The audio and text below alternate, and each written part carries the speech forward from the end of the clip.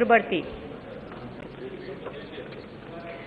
আমি শ্রীমতী মিমি চক্রবর্তী। কোটা আন্দোলনের কোটা সংক্রান্ত ইস্যু নিয়ে শেখ হাসিনাকে এত নাটক বন্ধ করতে বললেন ভারতীয় ঢালিউড সুপারস্টার মিমি চক্রবর্তী। আজ ভারতীয় প্রেস ক্লাব বাংলাদেশের দূতাবাসে তিনি এ বক্তব্য রাখেন। এ বিষয়ে মিমি চক্রবর্তী বলেন, বাংলাদেশ আমাদের প্রতিবেশী দেশ।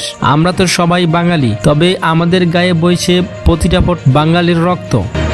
প্রতিবেশী দেশ হিসেবে আমাদের সকলের উচিত কোটা আন্দোলনের তীব্রতা জানানো।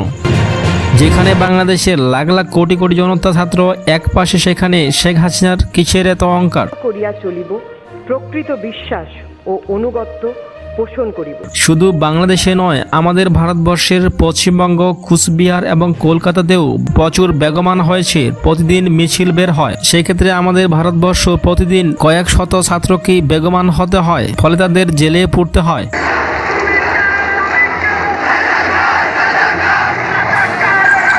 বাংলাদেশের কোটা ইস্যু নিয়ে এখানেও কয়েক শতাধিক সাধারণ জনতা এবং ছাত্র নিহত হয়েছে। বাংলাদেশের কোটা ইস্যুর দায়ভার আমাদের ভারতবর্ষে বেগমান হবে কেন? কেনই বা মুক্তি উদ্ধার কোটা নির্দিষ্ট পরিমাণ রেখে ছাত্র সমাজকে বা ছাত্র সমাজের এই দাবি মানছে না বাংলাদেশের প্রধানমন্ত্রী? এটার আমি কঠিন তীব্রতা নিন্দা জানাই। তবে আমি বাংলাদেশের প্রধানমন্ত্রীকে একটাই রিকোয়েস্ট করব, ছাত্র সমাজের এই দাবি মেনে নিয়ে বাংলাদেশে একটি উন্নত রাষ্ট্র হিসাবে গড়ে উঠুক।